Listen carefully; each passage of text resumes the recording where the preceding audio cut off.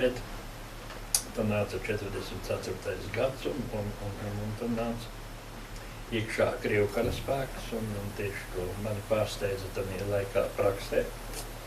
Mēs tikko bijām izgājuši augu noteikšanas praksi un strādājam pie ogulāju un ābeļu stādīšanas tajā laikā. Un tad varam sakot, skolotāji pamuka un mums praksē tā, kas saka, stihiski beidzās. Un tad bija tas gadījums, ko es jums pagājušā reizē stāstīju, ka bija ka neatšķir no vecākiem, un tad bija jāmok uz māju. Un tad bija pie Daugavas bija tāda tikšanās ar briesmām pirmo reizi, jā, vācieši bija palaiduši to pārcelt, kur plosti bija nocirtuši trosi un palaiduši prom un savākuši visas laivas.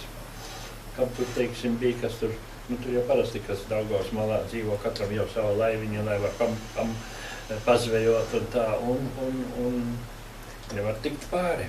Tā kā mēs jau vakarā piebraucam, un tad tā bija, ka tagad, nekas cits neatlika paliks. Un tā bija tā apšaude. No vienas puses vispirms, un pēc tam no otras puses.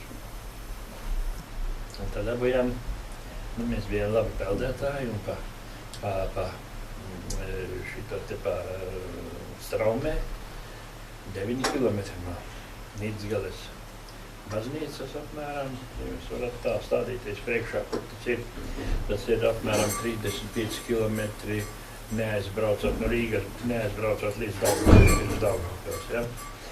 Līdz Serguntei. Tas ir 9 kilometri. Pēc 9 kilometriem izkāpām krastā. Stipri atdzisuši un noguruši, ja tā peldēšana ilga kaut arī pa straumē, viņa tomēr gāja kādas 2 stundas. Tā kāpjot ārā tiešām nevarēja izvilkt sevi no ūdens.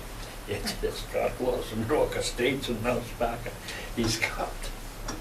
Tad dabūju pa mežu, tur ir kādā 18 kilometri sanāca. Liela daļa iznāk no ceļa, vairāk kā 10 kilometru pa mežu bija. Slapjās sportbiksēs, bez kaut kā, viss palika Daugavas dzelmē. Tā mēs aizskrējam, īsti pirms saulēkta bijām mājās.